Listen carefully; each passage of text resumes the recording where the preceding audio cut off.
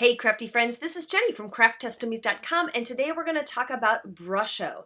They are a crystal powder water-based paint that is a lot of fun and kind of unpredictable, so let's take a look.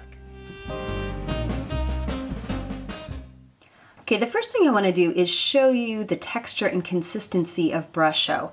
So these are actually kind of a granular, chunky particle. It's not, I don't think, as fine of a dust as color burst are. And here in this turquoise, you can see that there are different colors in the same pot. So I'm just going to show you, this is a pot of purple, which is actually so dark it almost looks black. And then we've got leaf green, which is very deceiving in the container because, as you can see, what you catch mostly is like this kind of saffron yellow color. We've got a brilliant red here. And this is actually yellow. So if you were just looking at them side by side, you'd think that they were the same, but this is leaf green and yellow respectively. So now I'll show you how it looks on the paper. So for this part of the review, I actually just tapped some onto watercolor paper. This is watercolor paper, and then added water so that you can see how when the water comes in contact with the crystals, they kind of burst into color and spread around in a very random but beautiful pattern.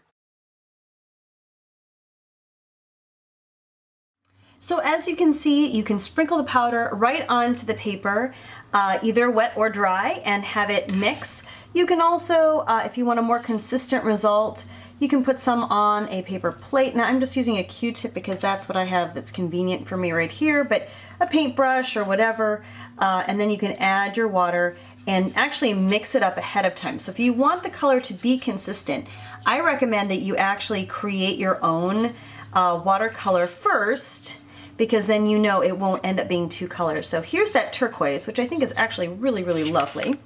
And here's what it looks like then when you put it on the paper and you spritz it with water.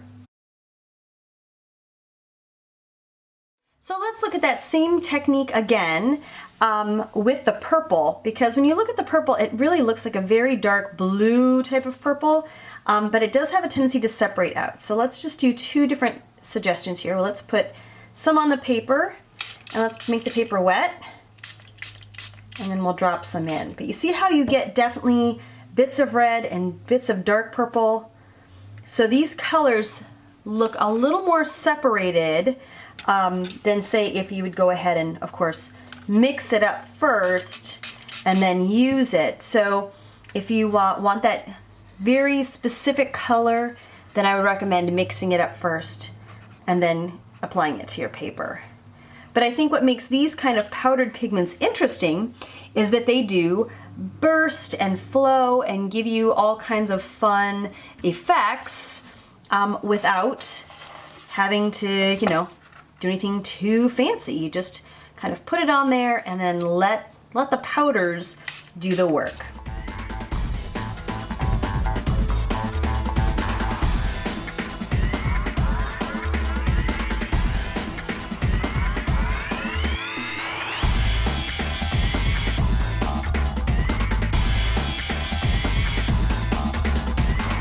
Okay, so here's just a few little swatches I wanted to share with you. This is Brusho on a manila folder. It's really super bright and very vibrant.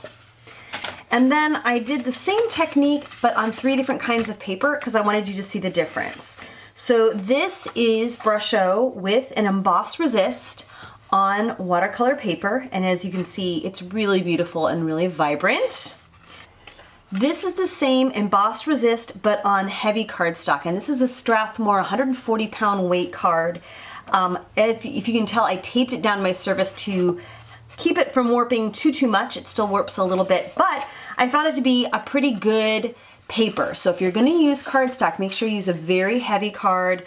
I'd say 140-pound weight is just about right. And then this is, again, embossed resist technique, but on Bristol paper, and this just wasn't nearly thick enough. This is probably like a 80 or 90-pound weight, and it doesn't hold up to all the water. So if you're going to use a paper, really watercolor paper is the best, as you can see very clearly here, but you can use a very heavy card in a pinch. Okay, so here is some Brusho that just dried in my paper plate palette. And I just wanted to add some more water to show you that yes, it reactivates. So while I've been told that it's basically a dye in powder form, it acts just like a watercolor in that if it's on a glossy surface or on a glossy substrate, you can reactivate it very easily and you've got paint again. Now, if you try and do the same thing on paper, let me just show you what happens. So now I'm resaturating it, and I don't know if you can tell here. Let me pour it on paper. I am getting a little bit of bleed. I'm getting a little bit of drippage, but it isn't completely water reactive again. Basically what this is are some of the yellow crystals that didn't fully hydrate the last time, and so now they're hydrating. But notice that all of that purple that was on before, once it's absorbed into paper and it actually goes into the substrate, it doesn't move anymore. So if it's on a glossy surface, you can reactivate it. If it's on a porous surface, it stays put. I thought you'd like to know. Here's another sample I made. I just wanted to show you. So I used a lot of purple, and for whatever reason, on this watercolor paper, it almost showed up like as this yellow-green slick. But this was just the purple powder. And here is just a blob of, I think, red in the middle of the blue. And notice how it has almost a shiny texture to it. I can't explain it, but I just thought I would point that out, that if you oversaturate the paper, you may get some of this iridescent kind of color like I got here.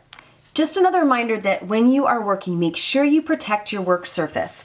You may even want to work in a box to protect from overspray, because no matter how hard you try, you're going to get little granulars of powder everywhere, and the minute you hit it with any kind of water or a damp cloth, it's going to reactivate. So just be very cautious with your work surface and try not to let it get too airborne. Oh, here's another little tip with the Brusho. I like to use a shaker bottle, so I bought these little cheap ones off of Amazon, and I poked a hole so that I can just put a little bit in here and use it as a shaker bottle. So there you go. My biggest tip for you is that if you're going to use any kind of pigment or water-based powders, don't poof them, shake them. Shaking and sprinkling creates a lot less airborne dust than, say, just squeezing the bottle or doing something that where it would make it more airborne. The less airborne your powdered watercolors are going to be, the happier your lungs will be, and the cleaner your desktop is going to be. Thank you so much for watching. I hope you found this video helpful and or informative. And if you do, please give it a thumbs up, because that really does help out our channel. As always, we would love it if you would subscribe. That way, each time we put out a new video, it will come straight to your email. And that's kind of awesome sauce. Lastly, we love your comments. So if you have a suggestion about a craft product that you'd like to see reviewed, you have more in-depth questions about the product than what was covered in this video, please visit us at crafttestdummies.com and or leave a comment in the section below. Thank you again for watching, and have a crafty day.